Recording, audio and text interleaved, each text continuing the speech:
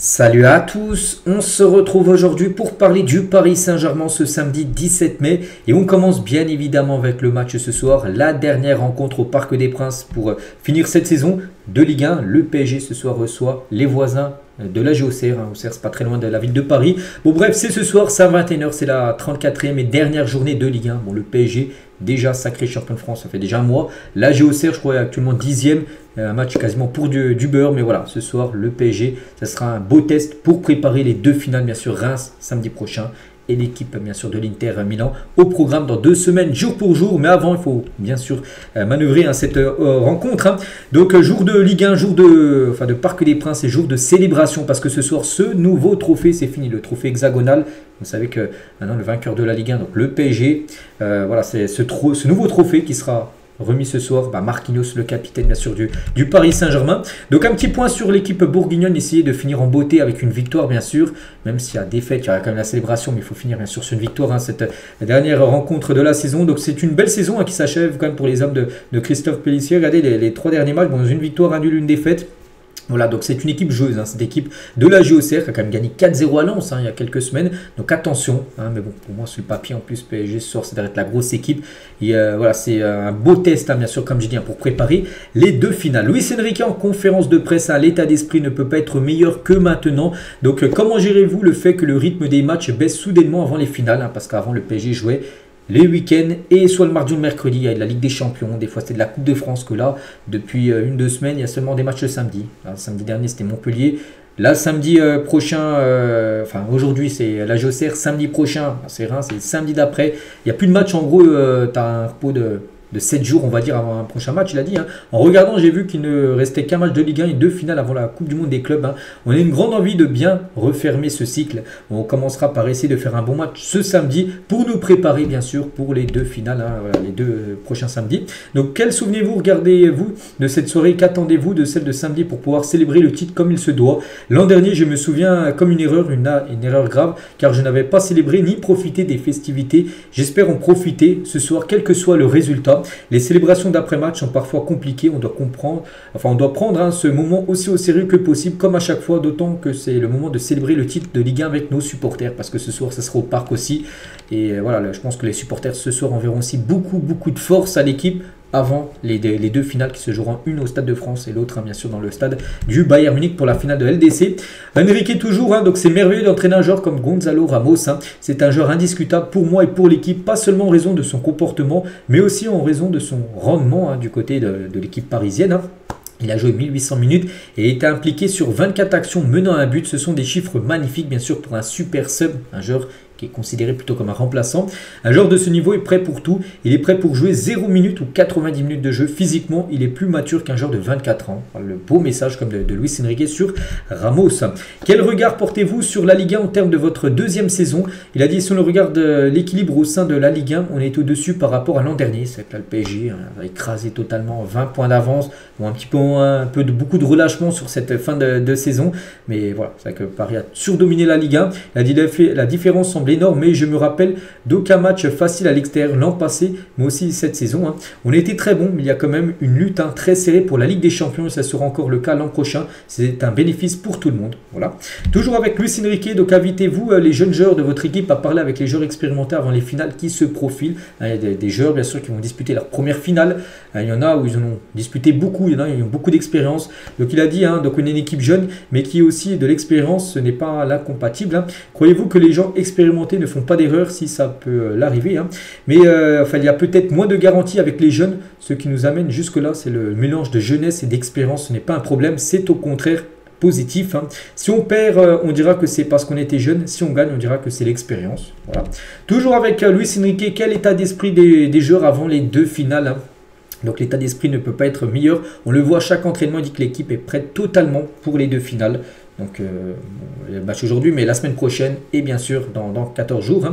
Et quand tu approches de 2 finales, l'état d'esprit ne peut pas être plus beau. Tous les joueurs veulent démontrer qu'ils peuvent jouer.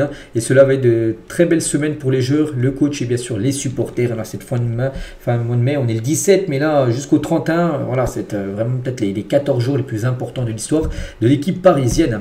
Quel motif de satisfaction retenez-vous des prestations des jeunes à qui vous donnez leur chance ces dernières semaines? Donc il a dit sans aucun doute, on pourra les revoir revoir les jeunes joueurs, certainement peut-être aujourd'hui, même si on pense qu'il va mettre la grosse équipe. Il fera peut-être tourner en fin de match, bien sûr. On a l'opportunité de pouvoir s'entraîner avec eux au quotidien. Je prends plus d'informations lors des entraînements que dans les matchs ponctuels. J'ai bien plus d'infos qu'ils ne le pensent. Et c'est important que quand quelqu'un arrive au PSG, il sache qu'il peut monter jusqu'en équipe 1 s'il a le niveau. Bien sûr qu'il n'y a pas de blocage. Parce qu'avant, au PSG, c'était compliqué pour les jeunes d'accéder à l'équipe première. Maintenant, il n'y a pas de souci. C'était bon avec les jeunes.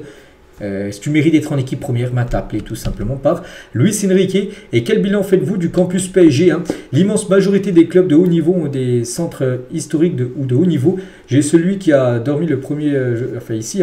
Si un autre l'a fait avant moi, c'était illégal. Je n'ai pas participé à la conception, mais ceux qui l'ont fait ont visé juste. En gros, ceux qui ont construit le campus PSG, c'est vraiment un truc énorme, bien sûr, où il s'entraîne le PSG, un dernier cri, tout est parfait.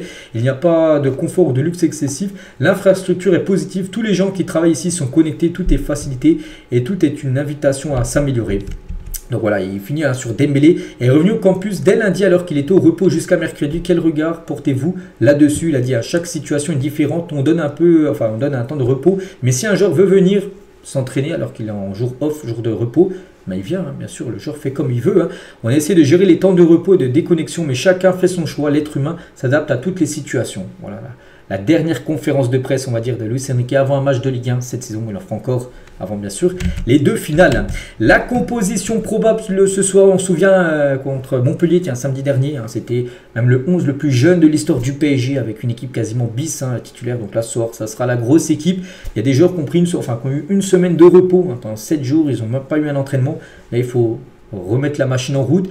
Il y a les deux finales, tu es obligé de mettre la grosse équipe et c'est quasiment peut-être cette équipe-là qui commencera titulaire contre un, c'est peut-être même contre l'équipe de l'Inter. Il y a peut-être un doute, Bon, le 10, c'est seulement Barcola doué, on ne sait pas. Donc soit Barcola pourrait commencer titulaire.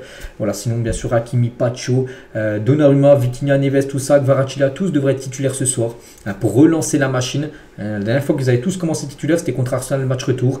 Donc voilà, ça fait déjà moins de 2 semaines. C'est pour ça qu'il faut les remettre titulaires avant bien sûr les deux finales qui arrivent. Et côté AGOCR, si vous pouvez voir aussi l'équipe, une équipe qui devrait jouer avec 5 défenseurs. Bon, il y a 2 pistons sur les côtés. A noter que ce soir, les gars, il reste encore quelques places. J'ai vu, c'est la source parisienne qui dit ça sur Ticket Place. Il reste encore quelques places à 60 €. C'est raisonnable pour les suivre. Un dernier match, surtout qui va avoir du spectacle ce soir. Bon, on espère sur le terrain, mais surtout après le match. Dernière rencontre à domicile, le titre est acquis, tout ça. Feu d'artifice, regardez, ce samedi soir, le Parc des Princes célèbre le 13e titre de champion de France. Donc avant le match, avant la rencontre, il y aura un tour d'honneur des 17 équipes de la PSG Academy World, venues des 4 coins du globe, des États-Unis, du Brésil, du Maroc, de la Corée, du Qatar. En gros, parce que le PSG, il y a pas mal d'académies un peu partout dans le monde. Donc en gros, il y aura plein de jeunes qui feront le tour du stade avant la rencontre. Après le match, donc grande célébration du titre avec un show magnifique. Donc DJ Mikel Canitro proposera un set électro-orchestral accompagné de en gros il y aura un petit concert de musique, mise en scène spectaculaire, effets visuels. Il y aura certainement aussi un feu d'artifice ce soir. Donc voilà, un soir, si vous allez au match, restez après le match parce qu'il y aura bien sûr pas mal de festivités pour fêter ça. Et aussi le tour d'honneur bien sûr des joueurs avec le trophée de la Ligue 1. Le programme pour les prochains matchs, donc aujourd'hui c'est la GOCR, on a un peu parlé. Prochain match, samedi prochain, le match contre Reims bien sûr. Dès que le match finit contre la GOCR, dès demain et lundi, on commencera à se focus 100% sur cette première finale. L'équipe bien sûr de Reims au programme. Et après, 14, J-14 avant la finale de la Ligue des Champions. On fait le décompte tous les jours, on fait le décompte depuis 20 jours. Donc là, on a J-14 de cette finale. C'est samedi dans 2 semaines, jour pour jour, bien sûr, que tout le monde attend. Et tiens, concernant Kurzawa, ex-parisien, il sera à fond derrière Paris. Je l'espère à 1000%, après avoir passé presque 10 ans dans ce club où j'ai connu les hauts comme les bas. Pas mal de bas. Bon, il a aussi fait pas mal de bons matchs. N'oubliez pas que c'est toujours le seul défenseur de l'histoire de la Ligue des Champions à inscrire un triplé en LDC avec le PSG. Bon, bref, j'ai envie de l'entendre pousser un soupir de soulagement et de voir des sourires sur tous les visages. Ceux des amoureux du PSG, des Parisiens, des dirigeants, toutes ces personnes qui travaillent au club. Donc il sera certainement devant sa télé. Il soutiendra à fond, bien sûr, le PSG. Kurzawa. On va parler d'un groupe de chanteurs. C'est un groupe, je connais pas, ce groupe L2B. Modifie l'horaire de son concert à l'Olympia parce que de base, ils avaient prévu le 31 mai, donc le jour de la finale de la Ligue des Champions. Il devait commencer à 21 h pile quand la finale de la Ligue des Champions commence. Et eux, ils veulent suivre, bien sûr, cette rencontre. Et aussi pas mal de de personnes qui voulaient le voir aussi étaient un petit peu embêtés parce qu'il y a le concert, ils veulent suivre le concert, puis en même temps il y a le match. Donc du coup, ils ont pris une décision, hein. Ils vont décaler le concert, hein. Ça ne peut pas être décalé l'horaire du match, donc c'est le concert du coup qui a commencé à 18h30 pour finir à 20h30. Et du coup, tout le monde pourra suivre bien sûr la rencontre, la finale de Ligue des Champions juste après. Pourtant, toujours pas prolongé, Luis Campos continue de travailler sur le prochain mercato. Donc avec Nasser et Luis Enrique, l'intention du trio est claire, hein, ne recruter que s'il y a des départs afin de garder un effectif réduit et laisser la place à certains jeunes. Hein. Donc oui, de toute façon, il y aura des changements. Le PSG ne va pas faire aucun départ et aucune arrivée. Alors, il y aura bien sûr quelques arrivées. Peut-être, je sais pas, 3-4, ça suffit. Hein. Voilà, des joueurs de qualité. Hein. C'est plus à acheter n'importe qui, hein, comme faisait Paris il y a encore quelques années. Et voilà, donc s'il y a des départs, dès qu'il y a un joueur qui part, il sera remplacé directement. C'est un défenseur. Voilà, directement un défenseur arrivera du côté de Paris. Et concernant Gonzalo Ramos, on ne sait pas s'il va rester. Hein. Voilà, c'est un super sub, mais peut-être il a envie de jouer un peu plus. Hein. Donc recruté pour 65 millions d'euros hors bonus en 2023, Ramos ne sera pas bradé en cas de départ. Hein. Ils ne vont pas vraiment dire tiens, il faut le faire partir, on va le vendre à 30 millions. Non, ça hors de question. Hein. D'autant qu'il lui reste encore 3 ans de contrat. Un prêt pour peut être une possibilité, surtout avec un salaire pas effrayant, hein, pour un top club, hein, 443 000 euros brut mensuel. Bon, ça c'est un gros salaire, mais il y a plein de clubs qui peuvent se permettre de l'avoir en prêt, de payer son salaire. Donc voilà, on ne sait pas ce qu'il va faire parce que c'est qu'il joue peu à Paris. Et après, comme j'ai dit, hein, si Ramos part, il y aura un nouveau numéro 9 qui débarquera du côté du club. Hein. Et les stats de Gonzalo Ramos depuis son arrivée au Paris Saint-Germain. Lors de sa première saison, il avait joué 40 matchs, hein, 14 buts, une passe D. Et là, il a joué 38 matchs. Hein. Bon, les stats meilleurs, hein, cette saison, 18 buts et 6 passes D. Il a marqué plus et fait plus de passes D que lors de sa première saison. Du côté de Paris, pour l'instant, on ne sait pas, hein, s'il restera ou partira. La priorité aussi du PSG de recruter un défenseur droitier polyvalent. Luis Campos souhaite que certains joueurs quittent le club avant de le recruter afin de conserver un effectif, je dis, réduit. Hein. Donc voilà, un défenseur droit aussi serait ciblé. Hein, peut-être pas aussi pour faire souffler de temps en temps Hakimi, parce que de temps en temps, souvent, il souffle Hakimi. Hein, de temps en temps, on va aller sur il joue pas des matchs et voilà, c'est des fois Zeremri ou Neves, hein, qui joue défenseur droit, hein, c'est plutôt des milieux. C'est pour ça que le PSG aimerait trouver un nouveau défenseur droit. On revient à 17 ans jour pour jour en arrière, on n'oublie pas, hein, ce qui s'était passé. Amara Diané, on peut encore le remercier parce qu'il a marqué un doublé, victoire 2-1 du PSG à Sochaux. Et si Paris faisait juste un nul, Paris serait descendu en Ligue 2.